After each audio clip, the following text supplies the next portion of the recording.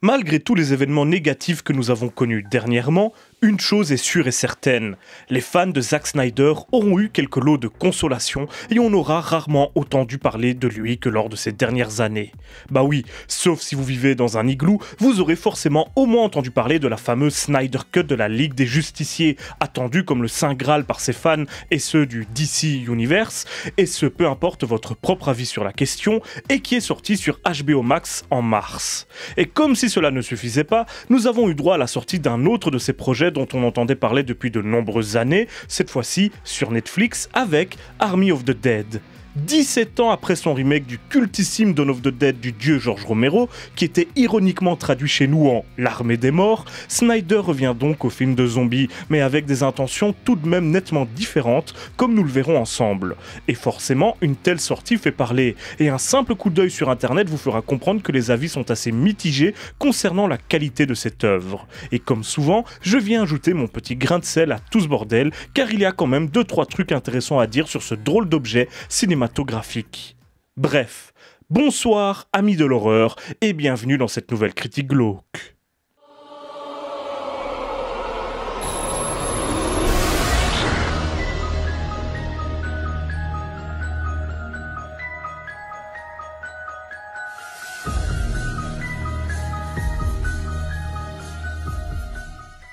Dans Army of the Dead, la ville de Las Vegas se retrouve envahie par des morts-vivants affamés. Après avoir tenté de lutter en vain contre cette menace d'outre-tombe, l'armée isole la ville et l'abandonne aux mains des zombies. Ce n'est désormais plus qu'une question de temps avant qu'elle ne soit complètement rasée de la carte par le gouvernement et que ces prisonniers ne deviennent plus qu'un lointain et désagréable souvenir. C'est alors qu'un certain Tanaka, lié à l'État et les officiels, embauche Ward, un rescapé de la ville, pour qu'il retourne et dérobe une énorme somme d'argent dans l'un de ses casinos avant que toute la cité ne disparaisse à jamais. Il recrute des anciens camarades ainsi que de nouveaux mercenaires pour son équipe de super cambrioleurs et c'est parti pour l'aventure. Dès le départ, avec ce synopsis, on comprend bien vite que nous allons avoir affaire à un divertissement décomplexé. Impression confirmée avec le choix du comédien pour le rôle principal, qui n'est autre que l'ex-catcheur Deacon Batista, toujours aussi impressionnant physiquement parlant. Contrairement à Dawn of the Dead, cette Army of the Dead semble donc plus portée sur l'action que sur l'horreur. Et c'est vrai.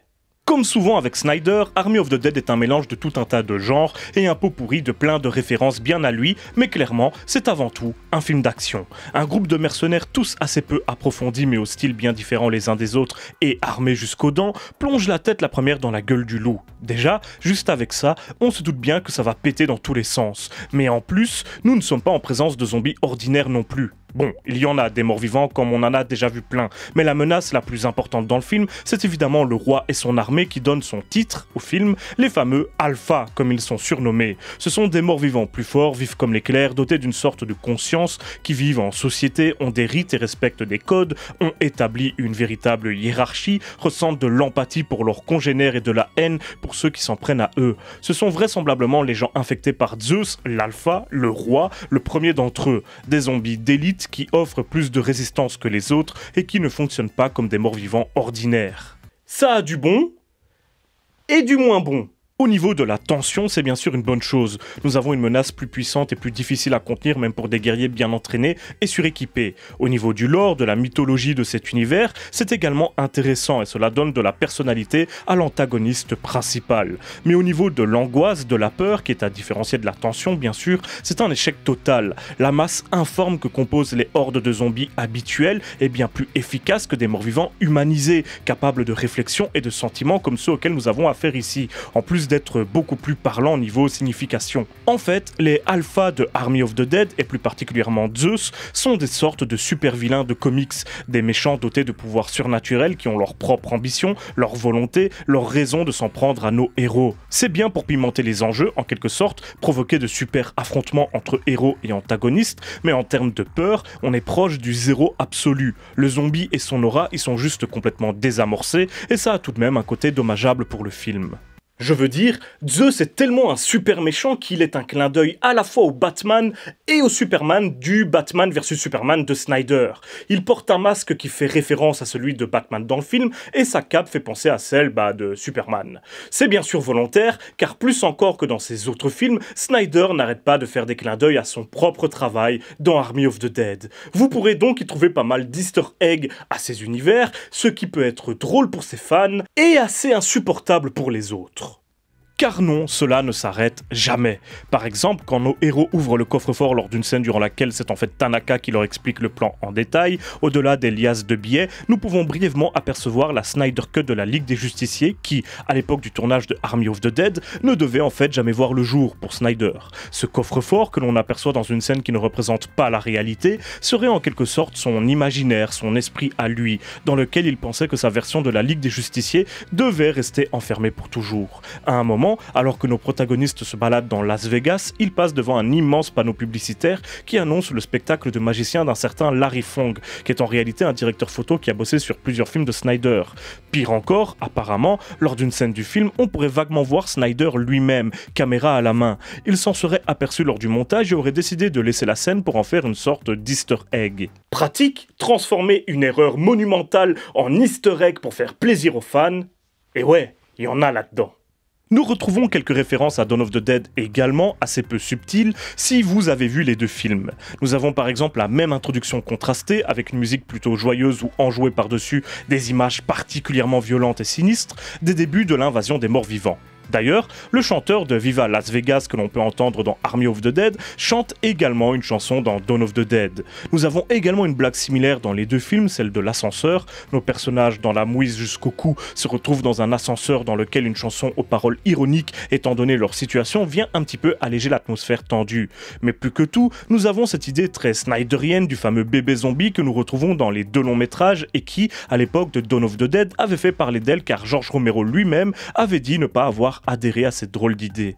Mais bien sûr, son easter egg ultime concerne le personnage campé par Omari Hardwick, Van der Rohe, et son fameux tatouage d'Oméga.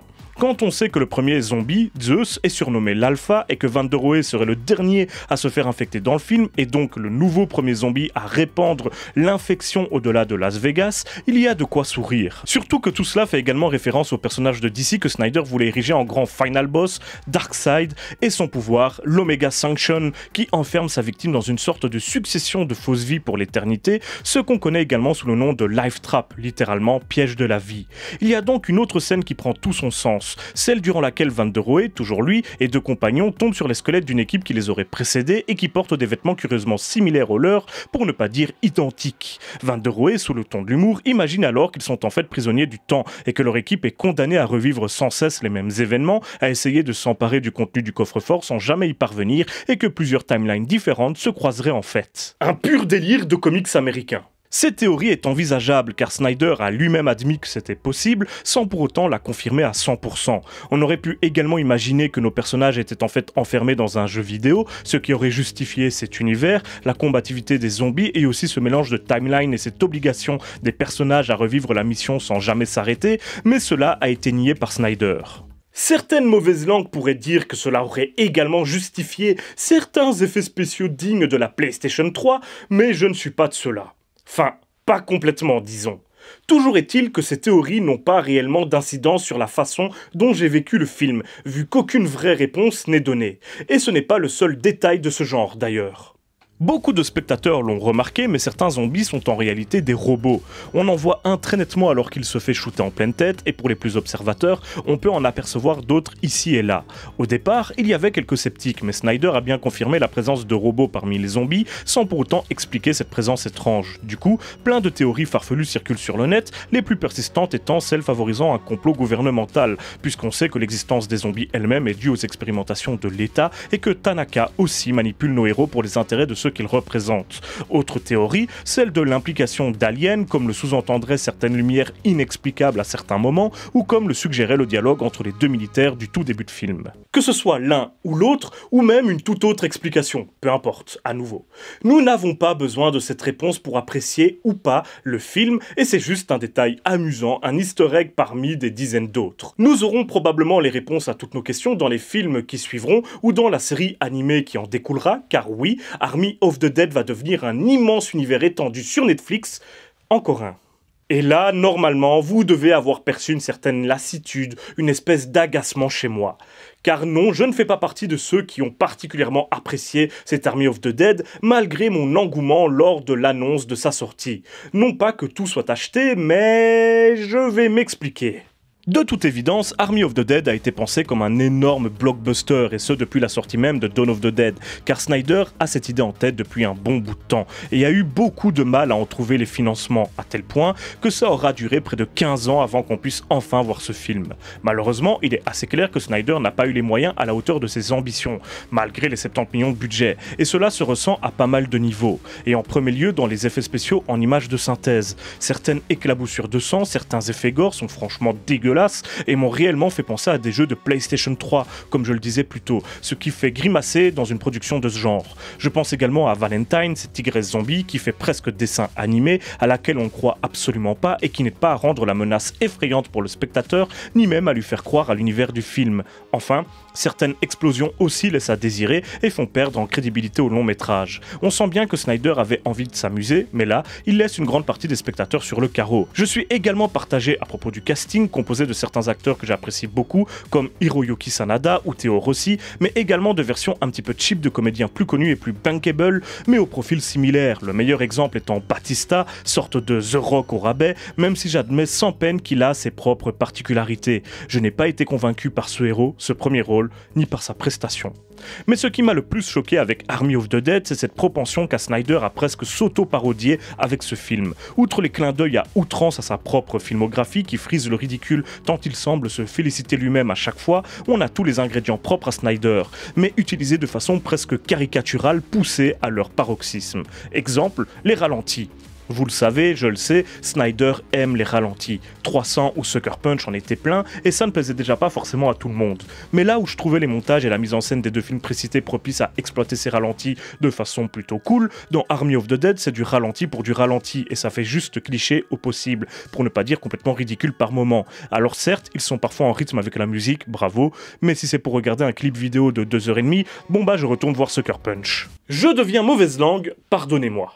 Toujours à la recherche d'esthétiques particulières et de nouvelles techniques dans le cinéma, Snyder, qui s'est lui-même chargé de sa photographie, a utilisé pour filmer des scènes d'Army of the Dead un objectif très particulier et relativement peu utilisé, surnommé la Canon Dream Lens, connu pour avoir une mise au point très peu profonde, ce qui fait qu'énormément de plans du film se retrouvent en grande partie flous pour ne laisser qu'un élément ou deux en avant-plan et net. C'est évidemment un parti pris artistique qui donne un côté onirique à ces plans et que Snyder avait déjà expérimenté dans la Ligue des Justiciers pour la scène du Nightmare, mais je ne me l'explique pas vraiment.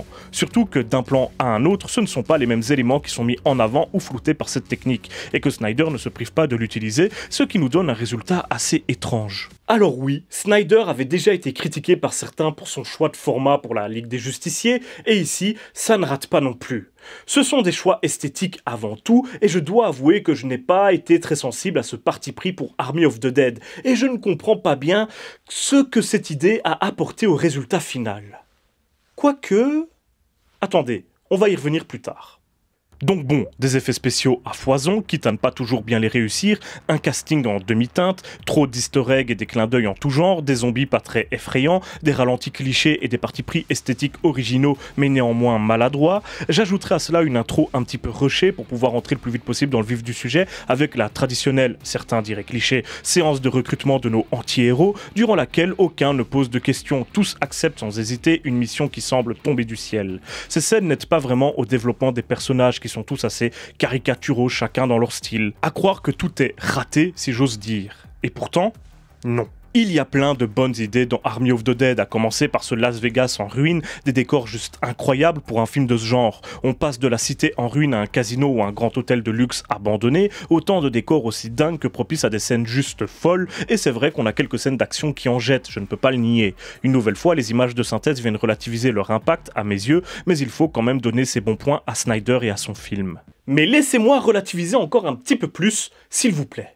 Mais surtout, pour un réalisateur dont la plupart des films sont vus par une partie de la critique et du public comme des films de droite, entre guillemets, voire fascistes, j'ai trouvé qu'on était ici dans quelque chose de complètement différent. Le film n'hésite pas à égratigner les États-Unis à travers certains dialogues équivoques, mais également une imagerie assez évidente. Las Vegas, cette ville qui symbolise le rêve américain, gangrénée par des morts vivants, puis prise d'assaut par un commando composé quasi exclusivement de citoyens d'origine étrangère ou issus de minorités, qui viennent réaliser leur rêve dans le cadavre même de la cité, le seul vrai entre guillemets américain du groupe étant un représentant de Tanaka, un traître qui, comme le gouvernement, essaye de les manipuler pour parvenir à ses fins. Le rêve américain, ou plutôt l'illusion qu'il représente, qui est en quelque sorte la cause de cette invasion avec ce couple de jeunes époux fraîchement mariés à Vegas, qui provoque l'accident à l'origine de tout ce bordel, c'est tout un symbole.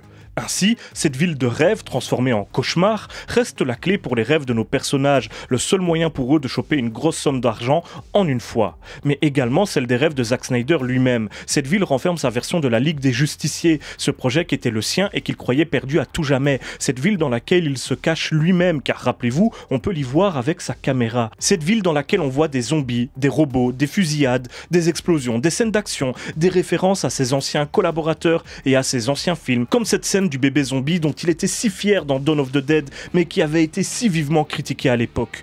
Uniquement des éléments que Snyder adore, qui composent son univers, ses propres rêves, sa propre vision du cinéma qui le définissent en quelque sorte. Et tout à coup, l'utilisation de ce fameux objectif et ses plans presque totalement flous prennent un autre sens puisque, comme on l'a dit plus tôt, ils font penser à l'imagerie d'un rêve avec ce flou envahissant. Army of the Dead, c'est tout simplement le rêve de Zack Snyder, et le fait que ça sorte sur Netflix de cette façon après l'échec de la Ligue des Justiciers pour la Warner, avant que la Snyder Cut ne soit prévue, rappelez-vous, est également une belle représentation de ce que Snyder pense actuellement de Hollywood et de ses codes, de l'industrie du cinéma, voire des États-Unis eux-mêmes, comme nous avons pu le voir jusqu'ici. Alors oui, c'est un petit peu brouillon comme réflexion, mais elle permet de relier pas mal d'éléments entre eux et de leur donner du sens. Certes, ils ne permettent pas, selon moi, de faire de cette Army of the Dead une véritable réussite, mais ça en fait une œuvre beaucoup plus personnelle qu'il n'y paraît, qui a des choses à dire, qui en a dans le ventre. Puis bon, n'oubliez pas que Van der Rohe était enfermé dans le coffre avec la Snyder Cut, dans les rêves de Snyder, et a réussi à s'en extraire pour aller propager l'infection partout dans le monde. Nul doute que c'est là l'ambition de Zack Snyder et qu'on n'a pas fini d'entendre parler de lui, croyez-moi. Et voilà, c'est déjà la fin de cette critique glauque, j'espère qu'elle vous aura plu. Dans tous les cas, on se retrouve très bientôt pour une prochaine vidéo, et d'ici là, surtout n'oubliez pas, si vous avez peur, c'est que vous êtes toujours en vie.